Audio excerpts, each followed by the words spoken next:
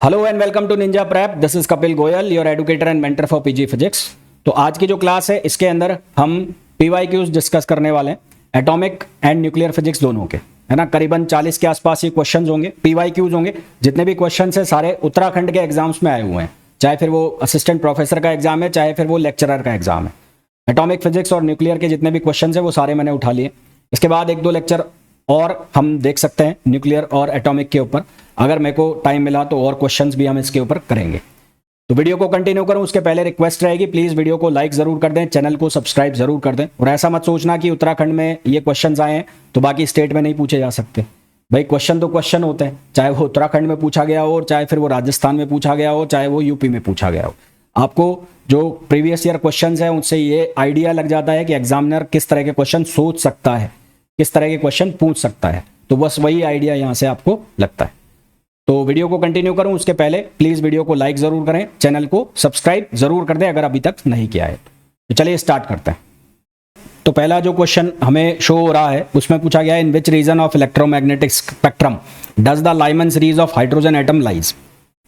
Lyman series कौन से जो रीजन है उसमें लाई करती है। हालांकि ये तो डायरेक्ट आंसर है कि आंसर आएगा यूवी, फिर भी आपको पता होनी चाहिए 5 सीरीज होती है। एक होती है लाइमन सीरीज, एक होती है बामर, लाइमन बामर, एक होती है पाश्चन, एक होती है ब्रैकेट, और एक होती है कौन सी, पी फंड। तो लाइमन जो सीरीज है वो किस में आती है, यूवी में। बामर जो सीरीज है एक इकलौती ऐसी सीरीज है जो किस में आती है, विजिबल रेंज में आती है। बामर किस में आती है, विजिबल में। बाकी ये किस में आएगी, तीनों नीचे वाली, ये तीनों इंफ्रारेड में आएगी। ये तीनों जो पी फंड, ब्रैकेट और पाश्चन है, ये तीनों की तीनों किसके अंदर आएगी, इंफ्रारेड के अंदर आएगी। तो हमें पूछा है कि लाइमन किस में आती है, तो लाइमन किस में आती है, अल्ट्रावायलेट में। तो आंसर आ जाएगा अल्ट्रावायलेट। फिर दूसरा क्वेश्चन जो है उसमें पूछा गया है, the milky man experiment shows that the electric charge was. तो जो मिल्की मैन एक्सपेरिमेंट है उसका रिजल्ट क्या है, तो मिल्की मैन एक्सपेरिमेंट में रिजल्ट आता है कि Q इक्वल्स टू एनी, और ये हमें ये बताता है कि जो चार्ज है वो क्या होता है, क्वांटाइज्ड होता है। ये रिजल्ट हमें बताता है कि जो चार्ज है वो क्या होता है, क्वांटाइज्ड होता है। तो हमारे पास क्या ऑप्शन आ जाएगा, सी ऑप्शन आ जाएगा। अगला क्वेश्चन देखो, एक्सरे फोटोन कोलाइड करता है एक फ्री इलेक्ट्रॉन के साथ, और उसके बाद एक फोटोन स्कैटर्ड होता है। During this collision there is a conservation of. अब ये कौन सा प्रोसेस हो गया, ये हो गया कॉम्पटन इफेक्ट। ये जो है ये कौन सा हो गया, कॉम्पटन इफेक्ट। और कॉम्पटन इफेक्ट की अगर मैं बात करूं तो यहाँ पर हमारे पास जो फोटोन है जब वो फ्री इलेक्ट्रॉन से कोलाइड करेगा तो उस केस में जो एनर्जी है वो भी कंजर्व होगी, एनर्जी जो है वो क्या होगी, कंजर्व होगी। और एनर्जी के साथ साथ यहाँ पर मोमेंटम जो है वो भी क्या होगा, कंजर्व होगा। तो एनर्जी और मोमेंटम दोनों ही क्या रहेंगे, कंजर्व रहेंगे। तो हमारे पास जो आंसर है वो क्या आ जाएगा, डी आ जाएगा। फिर अगला जो क्वेश्चन है उसमें पूछा गया है, the half life of an isotope of an element is 5 days. Half life दी है किसी आइसोटोप की, वो दी है 5 डेज। उसके बाद बोला है the mass of 10 gram sample of this isotope remaining after 20 days. तो स्मॉल टी जो है उसकी वैल्यू दी है 20 डेज। तो आपके पास एक फॉर्मूला होता है m equals to m naught 1/2 power n। अब यहाँ जो ये n है, n की वैल्यू क्या होती है, t अपॉन टी हाफ। तो t जो है उसकी वैल्यू हमारे पास है 20 और हाफ लाइफ हमें दिया हुआ है 5 डेज। तो यहाँ से ये कितना आ गया, 1/4। अब m नॉट जो है उसकी वैल्यू हमें दी हुई है 10 ग्राम, तो ये 10 ग्राम आ गया, और यहाँ 1/2 पावर 4 हो जाएगा। तो ये बनेगा 10 अपॉन 2 पावर 4 कितना हो जाएगा, 16। तो 2 पावर 4 अपॉन 16, तो 10 को डिवाइड करो 16 से, तो आंसर हमारे पास 0.625 ग्राम आ जाएगा। तो आंसर हमारे पास कितना आ जाएगा, 0.625 ग्राम, जो कि कौन सा ऑप्शन हो जाएगा, बी ऑप्शन हो जाएगा। नेक्स्ट क्वेश्चन देखो, alpha particle are nuclei of. Alpha particle जो है वो किसके बराबर होता है, वो बराबर होता है 2He4। 2He4 मतलब 2 प्रोटॉन हो गए और 2 ही क्या हो गए, न्यूट्रॉन हो गए, है ना। 2 प्रोटॉन हो गए और 2 ही क्या हो गए, न्यूट्रॉन हो गए। इलेक्ट्रॉन भी 2 ही हो गए हालांकि। तो यहाँ पर अल्फा पार्टिकल किसका न्यूक्लियाई होता है, न्यूक्लियाई होता है हीलियम का। तो आंसर हमारे पास क्या आ जाएगा, हमारे पास आंसर आ जाएगा हीलियम। अगला है atomic spectra is an example of. Atomic spectra में जो लाइंस बनती हैं वो डिस्क्रीट स्पेक्ट्रम लाइंस बनती हैं, डिस्क्रीट स्पेक्ट्रा लाइंस। तो डिस्क्रीट स्पेक्ट्रा लाइंस जो होती हैं ये क्या बनाती है, लाइन स्पेक्ट्रा बनाती है। क्या बनाती है, लाइन स्पेक्ट्रा बनाती है। तो हमारे पास जो आंसर है वो क्या आ जाएगा, लाइन स्पेक्ट्रा आ जाएगा। ये बैंड स्पेक्ट्रा और कंटिन्यूअस स्पेक्ट्रा ये गलत हो जाएगा। फिर है the fine structure constant has a value near. Fine structure constant मतलब अल्फा, और अल्फा किसके बराबर होता है, E² upon 4 pi epsilon not H cut C। अब ये सारे के सारे कांस्टेंट है, और इन सभी कांस्टेंट की वैल्यू रखेंगे तो हमारे पास जो नंबर आता है वो आता है 1/137। और ये एक डायमेंशनलेस कांस्टेंट होता है। ये क्या होता है? एक डायमेंशनलेस कांस्टेंट होता है। ठीक है, क्या होता है? Dimensionless constant. तो आंसर हमारे पास क्या आ जाएगा? सी आ जाएगा। क्या आंसर आ जाएगा? सी। फिर अगला क्वेश्चन है allowed transition obey the. Allowed transition जो है वो किस रूल को फॉलो करता है? सिलेक्शन रूल को। तो for electric dipole transition, electric dipole transition, electric dipole transition. तो अगर मैं इलेक्ट्रिक डाइपोल ट्रांजिशन की बात करूं तो उसके लिए डेल्टा एल की वैल्यू कितनी होनी चाहिए? +-1 होनी चाहिए। तो हमारे पास जो सिलेक्शन रूल है वो क्या हो जाएगा? डेल्टा एल +-1, जो कि ऑप्शन हो गया बी। सन का केस है हीलियम इज प्रोड्यूस। तो सबसे पहले बात तो ये बता दूं, सन जो हीलियम है, हाइड्रोजन कंबाइंड होकर बनाते हैं हीलियम, और ये कौन सा प्रोसेस होता है? ये फ्यूजन प्रोसेस होता है। हाइड्रोजन जो है वो कंबाइंड होते हैं, हाइड्रोजन कंबाइंड होते हैं और कंबाइंड होकर ये क्या बनाते हैं? हीलियम बनाते हैं। हाइड्रोजन कंबाइंड होकर क्या बनाते हैं? हीलियम। और ये जो प्रोसेस होता है कौन सा प्रोसेस होता है? फ्यूजन प्रोसेस होता है। तो आंसर हमारे पास क्या आ जाएगा? डी आ जाएगा। अब आपको लग रहा होगा कि इतने सिंपल सिंपल क्वेश्चन, भाई इतने ही ऐसे ही क्वेश्चन आते हैं। एग्जाम जो है वो पास करने के लिए बने होते हैं और ज़रूरी नहीं कि आपसे बड़े बड़े क्वेश्चन धुआंधार न्यूमेरिकल पूछे जाए। वो तब पूछे जाते हैं जब आपको प्रॉपर टाइम दिया जाता है। जैसे गेट का एग्जाम होता है, नेट का एग्जाम होता है, वहाँ क्वेश्चन कम होता है, टाइम ज़्यादा होता है। ऐसे जो एग्जाम है, जो वनडे एग्जाम होते हैं, यहाँ पर टाइम कम होता है, क्वेश्चन ज़्यादा होते हैं। तो वहाँ पर इसी तरह के क्वेश्चन आते हैं, न्यूमेरिकल आते हैं, जो या तो 1 या 2 लाइन में खत्म हो रहे हो, या फिर आपको जो थ्योरी है या कंसेप्ट है वो याद हो, तो वो क्वेश्चन हो जाते हैं, है ना। तो अगला क्वेश्चन देखो, one of the following is a device that detects charge particle but does not show their track. इनमें से कौन सा एक वो डिवाइस है जो कि डिटेक्ट कर लेगा चार्ज पार्टिकल को पर उसको ट्रैक नहीं करेगा? तो जो स्पार्क चैम्बर है ये क्या करेगा? ट्रैक करेगा। स्पार्क चैम्बर जो है वो ट्रैक कर लेगा। इसी तरह से जो फोटोग्राफिक प्लेट है ये भी क्या कर लेगी? ये ट्रैक कर लेगी। और इसी तरह से जो बबल चैम्बर है ये भी क्या कर लेगा? ये ट्रैक कर लेगा रिकॉर्ड को, रिकॉर्ड ट्रैक। जबकि जो हमारे पास स्नाइलेशन काउंटर है ये क्या करेगा? ये पार्टिकल को डिटेक्ट करेगा, डिटेक्ट पार्टिकल, ये पार्टिकल्स को क्या करेगा? डिटेक्ट करेगा, but does not show the track, but does not show the track, does not show track, पर ये ट्रैक जो है उसको शो नहीं करेगा। आंसर हमारे पास क्या आ जाएगा? सी आ जाएगा। क्या आंसर आएगा? सी। अगला देखो, द न्यूट्रॉन इन एटम, एक एटम के अंदर जो न्यूट्रॉन है sorry, are part of nuclear charge. तो ये गलत है, वो न्यूक्लियर चार्ज का पार्ट नहीं होता। ठीक है। दूसरा है rotate about the nucleus in circular orbit. तो ये डज नॉट रोटेट, तो डज नॉट रोटेट, तो ये भी हमारे पास क्या हो गया? गलत हो गया। तो सेकंड ऑप्शन भी गलत, फर्स्ट भी गलत। फिर आया very number with different isotope. हाँ, ये वेरी कर सकता है, बिल्कुल सही बात है। जो न्यूट्रॉन का नंबर है वो वेरी कर सकता है। फोर्थ है are always equal in number to the total number of protons. तो जरूरी नहीं है कि हमेशा उसके बराबर ही हो, उससे अलग भी हो सकता है। तो जो फोर्थ है वो भी हमारे पास क्या हो गया? गलत हो गया। Not always equal to proton, यहां पर क्या आ जाएगा? Not always equal to proton, not always equal to proton, हमेशा प्रोटॉन के इक्वल नहीं होगा। तो सही पूछा है हमें, तो सही कौन सा हो गया? सी हो गया। फिर अगला है when an atom undergoes beta decay. जब किसी एटम में बीटा डिके होता है तो एटम नंबर ऑफ न्यूक्लियस, तो अब कुछ भी नहीं गिवन है तो बाय डिफॉल्ट आप बीटा माइनस डिके लेके चलो। तो यहाँ पर बीटा माइनस डिके की बात करें तो बीटा माइनस डिके मतलब न्यूट्रॉन जो है वो कन्वर्ट होगा प्रोटॉन में, और क्या निकलेगा? एक इलेक्ट्रॉन और एक एंटी न्यूट्रिनो। ये एंटी न्यूट्रिनो है, तो यहाँ पर जो जेड है वो किससे बढ़ गया? 1 से बढ़ गया।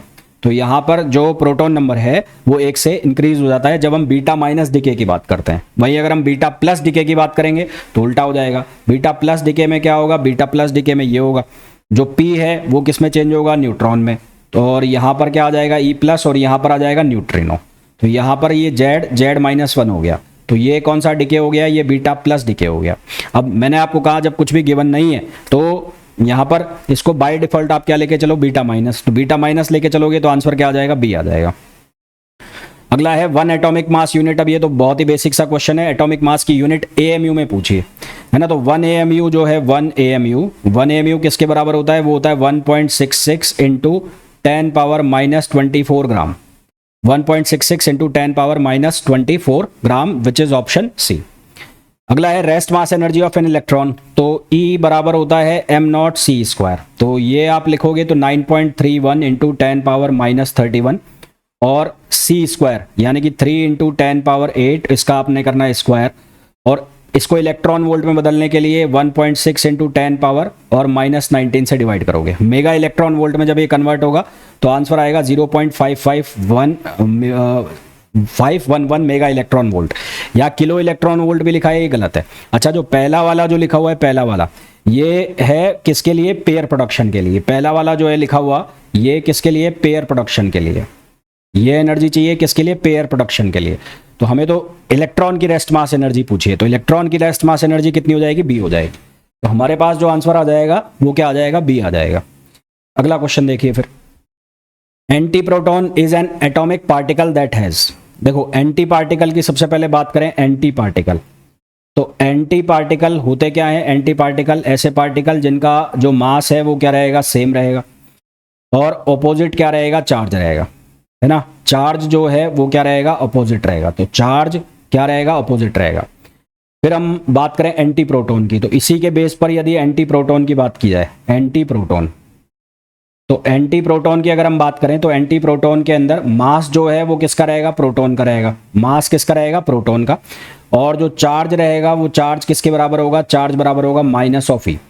तो mass of proton and charge of electron, बिल्कुल सही है। मास ऑफ प्रोटॉन और चार्ज किसका रहेगा? इलेक्ट्रॉन का रहेगा।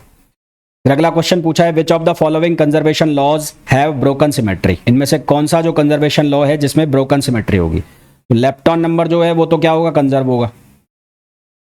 इसी तरह से जो चार्ज नंबर है वो भी क्या होगा? कंजर्व होगा। इसी तरह से जो बेरन नंबर है वो भी क्या होगा? कंजर्व होगा। अगर मैं स्ट्रेंजनेस नंबर की बात करूं तो ये वीक इंटरेक्शन में क्या होगा? कंजर्व नहीं होगा। तो not conserve in weak interaction. तो वीक इंटरेक्शन में ये जो स्ट्रेंजनेस नंबर है ये कंजर्व नहीं होगा। और हमें पूछा है कौन से में ब्रोकन सिमेट्री, तो कौन सा आ जाएगा? डी आ जाएगा। तो सही आंसर क्या आ जाएगा? डी आ जाएगा। अगला क्वेश्चन देखो, charge of particle which is made up of 3 quark DDS। तो डी जो है उसका मतलब है -1/3, मतलब डाउन क्वार्क। डी का मतलब है डाउन क्वार्क, यू का मतलब होता है अप क्वार्क, और एस मतलब स्ट्रेंजनेस। तो एस जो है वो कितना हो गया? -1/3E। हमें पूछा है DDS, तो DDS मतलब 1/3 -1/3, और ये भी -1/3। तो यहाँ से कितना बन जाएगा? -3/3, और -3/3 करोगे तो -E आ जाएगा। ये E साथ में है, मैंने लिखा नहीं है यहाँ पर। तो आंसर हमारे पास कितना आ जाएगा? माइनस का E आ जाएगा। फिर अगला हमें पूछा है वन बोहर मैग्नेटोन। तो बोहर मैग्नेटोन जो है उसको हम कैसे डिफाइन करते हैं? उसको हम लिखते हैं EH/2me। अच्छा, इसको H कट को अगर H/2π लिख दूं तो ये ऐसे भी लिखा जा सकता है 4πme। तो ये है बोहर मैग्नेटोन। अगर आपको पूछा जाता न्यूक्लियर मैग्नेटोन, अगर आपको पूछा जाता न्यूक्लियर मैग्नेटोन, तो न्यूक्लियर मैग्नेटोन में आपको क्या करना होता? μn, लगभग सेम कहानी रहती। EH/ यहाँ पर आ जाता 2mp। तो जब न्यूक्लियर मैग्नेटोन की बात होगी तो उसमें मास जो आ जाएगा वो प्रोटॉन का आ जाएगा। यहाँ पर जो मास आ जाएगा वो प्रोटॉन का। जब बोहर मैग्नेटोन की बात होगी तो उसमें मास रहेगा इलेक्ट्रॉन का। तो हमारे पास जो आंसर है वो कौन सा आ जाएगा? D, EH/2me। अगला क्वेश्चन देखो, which of the following is not necessary for performing laser action. तो लेजर एक्शन के लिए क्या जरूरी है? पॉपुलेशन इन्वर्जन जरूरी है। लेजर एक्शन के लिए मेटा स्टेबल एनर्जी जरूरी है। लेजर एक्शन के लिए स्टिमुलेटेड एमिशन जरूरी है। लेजर एक्शन के लिए क्या जरूरी नहीं है? तो स्पॉन्टेनियस एमिशन लेजर एक्शन के लिए जरूरी नहीं है। तो हमारे पास ये पूछा है कि नॉट नेसेसरी, तो नॉट नेसेसरी कौन सा आ जाएगा? स्पॉन्टेनियस एमिशन आ जाएगा। फिर अगला पूछा है the coherence time of laser beam of wavelength. Laser beam of wavelength जो दिया हुआ है लैम्बडा, उस लैम्बडा की वैल्यू है 7400, और जो टाइम जो हमें दिया है उसको लिखा है 4 × 10⁻⁻5 सेकेंड्स। टाइम जो लिखा है वो 4 × 10⁻⁻5 सेकेंड्स है। हमें पूछा है लेंथ, तो लेंथ किसके बराबर होती है? Distance into time. तो डिस्टेंस हो गया लैम्बडा और टाइम हो गया टाउ। तो ये कितना हो जाएगा? ये हो जाएगा एक बार हमारे पास लेंथ की बात करें तो ये होती है स्पीड इनटू टाइम। तो लेंथ जो होती है वो होती है स्पीड इनटू टाइम।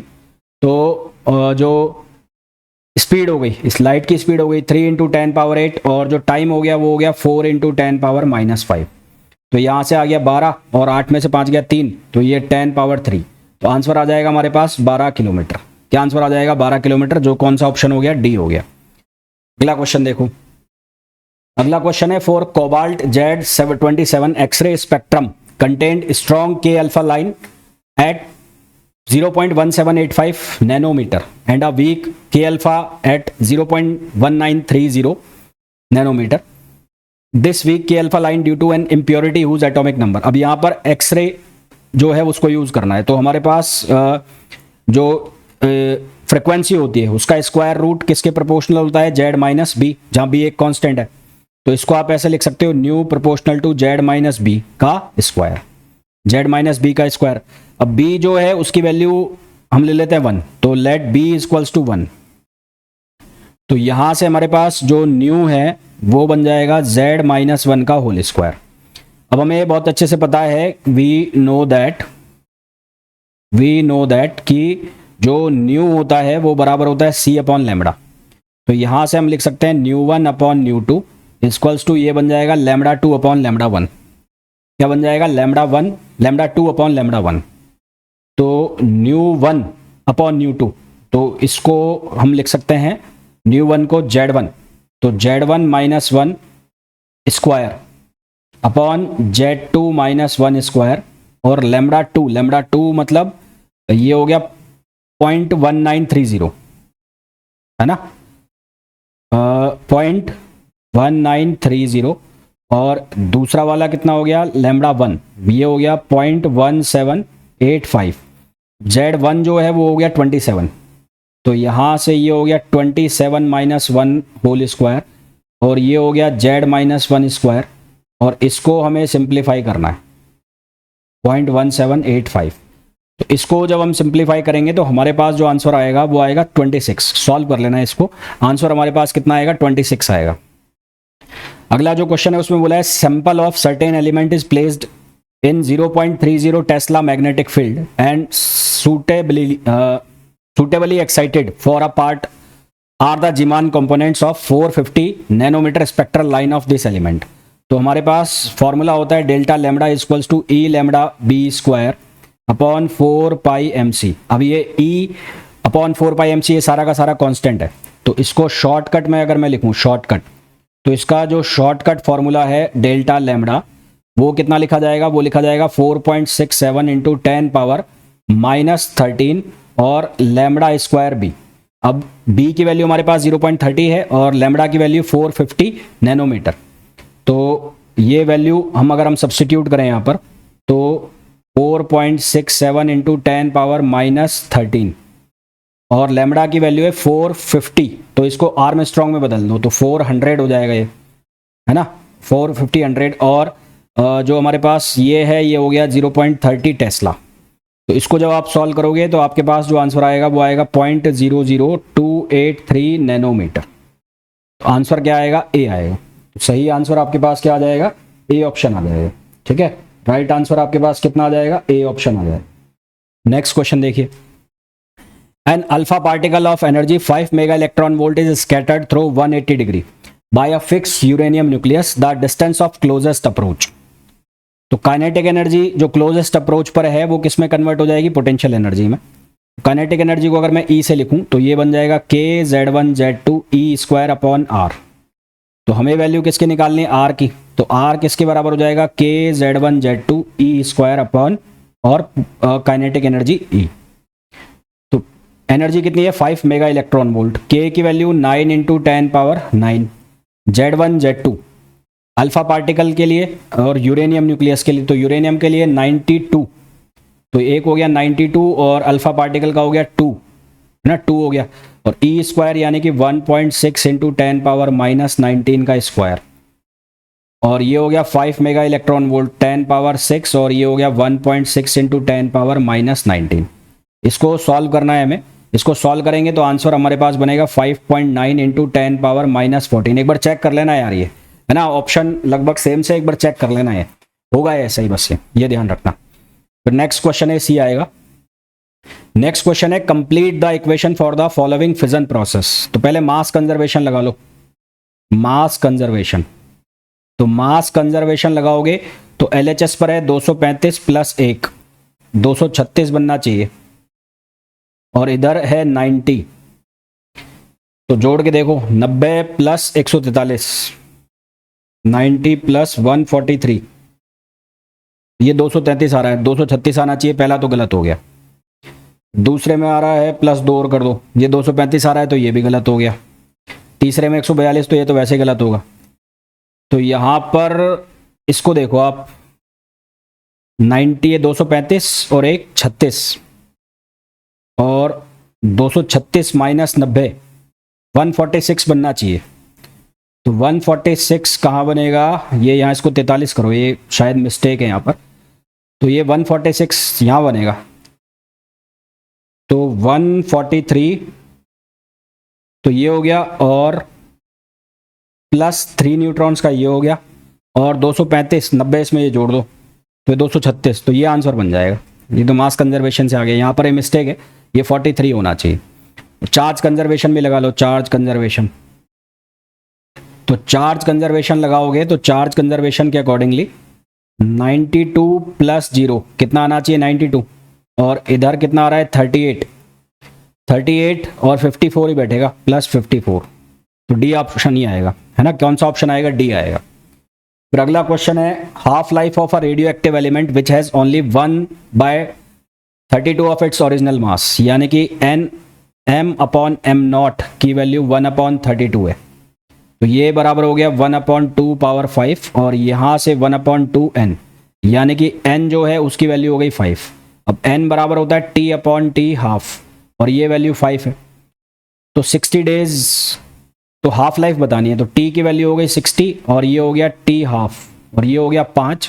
तो यहाँ से t हाफ जो है वो कितना हो जाएगा, 12 हो जाएगा।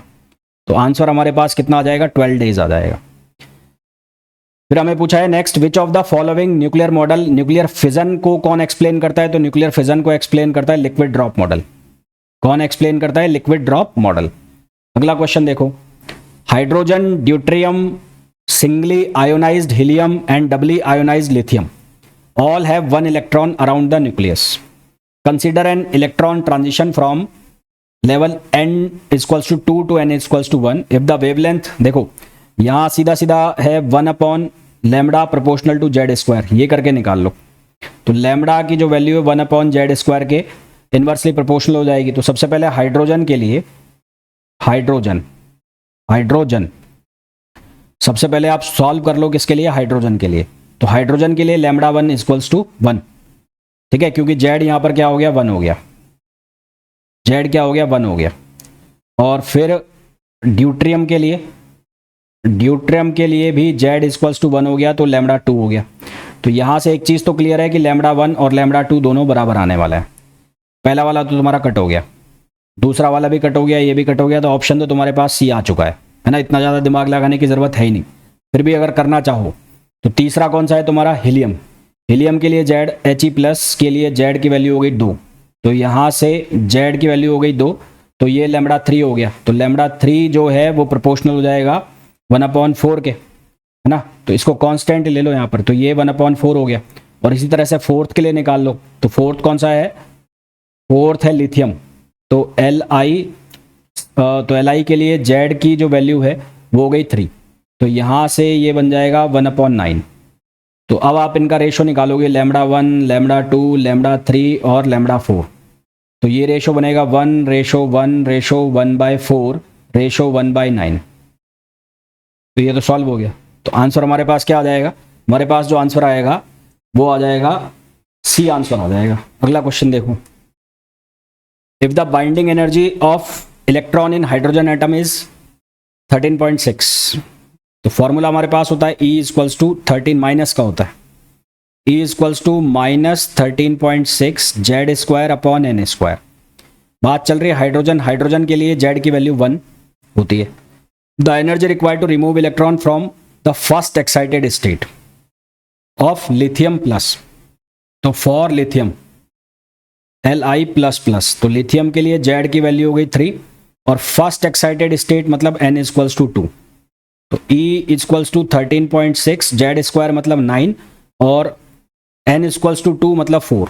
तो यहाँ से इसको सिंप्लीफाई करो, तो 13.6 मल्टीप्लाई बाई 9 डिवाइड बाय 4, 30.6। तो हमारे पास जो आंसर आएगा वो कितना आएगा, 30.6, जो कि ऑप्शन हो जाएगा बी। फिर अगला पूछा है द क्वार्क स्ट्रक्चर ऑफ Δ++। देखो u बराबर होता है +2/3e, और d जो है वो बराबर होता है -1/3e, और s जो है वो भी होता है -1/3e। आपको 2 प्लस चाहिए, यानी कि 2e आपको लाना है। तो पहला अगर आप फर्स्ट वाला ऑप्शन चेक करते हैं तो यहाँ आएगा 2/3e + 2/3e और +2/3e। तो ऐड करोगे तो ये बन जाएगा कितना, 2e बन जाएगा। ऐड करोगे तो ये क्या बन जाएगा, 2e बनेगा। तो हमें तो पहला ही ऑप्शन सही मिल गया, तो हमारे पास आंसर क्या आ जाएगा, ए आ जाएगा। अगला क्वेश्चन देखो, the fundamental particles of our universe is. तो लेप्टॉन और क्वार्क्स जो हैं वो क्या होता है, फंडामेंटल होते हैं। ये क्या है, फंडामेंटल है। जबकि बोसॉन और मीसॉन्स का देखोगे तो ये क्या है, ये कंपोजिट है। बोसॉन्स और मीसॉन्स का देखोगे कंपोजिट, मीसॉन्स भी क्या है, कंपोजिट। तो आंसर क्या आ जाएगा, ये आ जाएगा। हाइपरचार्ज ऑफ ओमेगा माइनस बताना है, तो हाइपरचार्ज के लिए y इक्वल्स टू होता है b + s। तो फॉर ओमेगा माइनस के लिए जो b है, बेरन नंबर, उसकी वैल्यू 1 और स्ट्रेंजनेस नंबर उसकी वैल्यू होती है -3।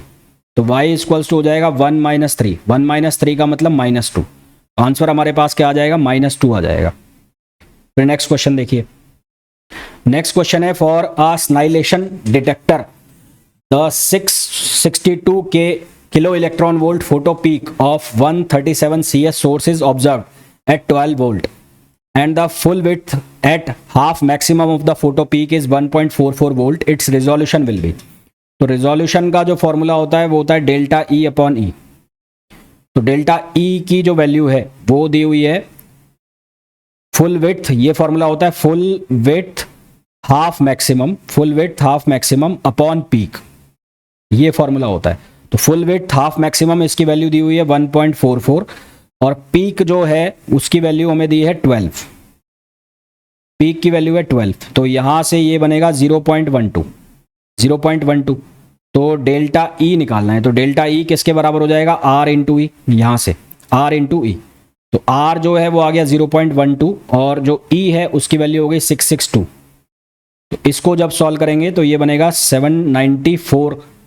इसको सॉल्व करेंगे 662 इंटू 0.12 तो ये बनेगा 79.44 किलो इलेक्ट्रॉन वोल्ट, जो कि ऑप्शन हो जाएगा कौन सा, सी हो जाएगा। अगला जो क्वेश्चन है, the binding energy per nucleon. तो बाइंडिंग एनर्जी पर न्यूक्लियन जो मैक्सिमम होती है वो होती है फेरस के लिए। तो binding energy per nucleon maximum होती है फेरस के लिए, इसके लिए इसकी स्टेबिलिटी भी मैक्सिमम होती है, highest stability, highly stable. Next, the mass number of helium is 4 and that of sulphur is 32। The radius of sulphur nucleus is larger than the. तो सल्फर की जो रेडियस है वो हीलियम से कितनी ज़्यादा होगी। तो हमारे पास ऑप्शन है R इक्वल्स टू R0 और A⁻1/3।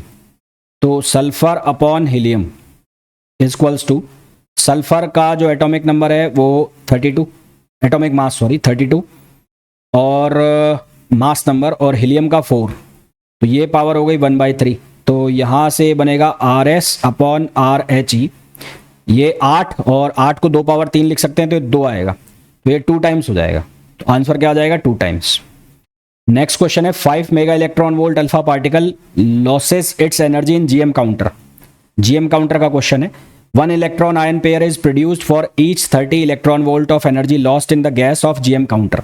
The GM counter has a multiplication of 10,000 and the total capacitance between the two electrodes is 50 μF. The amplitude of voltage pulse developed will be। तो सबसे पहले n की value निकालो। तो n की value आप कैसे निकालोगे, आप यहाँ से ये एनर्जी लो, तो एनर्जी कितनी है 5 मेगा इलेक्ट्रॉन वोल्ट, तो 5 × 10⁻6 इलेक्ट्रॉन वोल्ट ये एनर्जी हो गई। इसको आप डिवाइड कर दो 30 वोल्ट इलेक्ट्रॉन वोल्ट से, 30 इलेक्ट्रॉन वोल्ट से डिवाइड कर दिया तो ये आ गया 1.67 × 10⁻5। मल्टीप्लायर के साथ मल्टीप्लाई कर दोगे तो विद मल्टीप्लायर, तो विद मल्टीप्लायर फैक्टर कितना है 10,000, तो 10,000 के साथ हो जाएगी 1.67 × 10⁻9, क्योंकि 4 हो गया ना, तो 5 और 4 9, तो 1.67 × 10⁻9। अब Q जो है वो बराबर होता है N के, तो n की वैल्यू हो गई 1.67 × 10⁻9 और e की वैल्यू हो गई 1.6 × 10⁻−19। तो यहाँ से Q की वैल्यू 2.67 और इनटू ये कितना आ गया 10 power minus 10 coulomb, 10 power minus 10 coulomb. तो V इक्वल्स टू क्या हो जाएगा Q अपॉन C। तो ये आ गया 2.67 इंटू 10 पावर माइनस 10 और C जो है उसकी वैल्यू हो जाएगी 50 इंटू 10 पावर माइनस 12। तो सॉल्व करेंगे तो आंसर आ जाएगा 5.3 वोल्ट। सॉल्व करेंगे तो आंसर आ जाएगा 5.3 वोल्ट, जो कि कौन सा ऑप्शन हो जाएगा, डी हो जाएगा। अगला है which of the following is not a fermion. तो फर्मियोन इनमें से कौन सा नहीं है, तो लेप्टॉन जो है वो फर्मियोन है, प्रोटॉन जो है वो फर्मियोन है, बेरन जो है वो फर्मियोन है, ग्रेविटोन जो है, ग्रेविटोन वो बोसोन है। ग्रेविटोन जो है वो क्या होता है, बोसोन होता है। क्यों? क्योंकि इसका जो स्पिन नंबर है, स्पिन वो कितना होता है, 2 होता है। तो ये क्या हो गया, बोसोन हो गया। अगला है in nuclear model the magic numbers are. तो मैजिक नंबर 2, 8, 20। तो ये 18 वाला तो गलत हो गया। 2, 8, 20, 50, 82, 126, 60 नहीं आएगा यहाँ पर, है ना। तो आंसर क्या आ गया हमारे पास, बी आ गया। तो आई होप जितने भी क्वेश्चंस मैंने आपको कराए हैं वो बहुत अच्छे से आपको समझ आ गए होंगे। फिर भी आपको कोई डाउट हो तो पूछ लीजिए। मिलते हैं नेक्स्ट वीडियो में। Till then thank you, bye bye.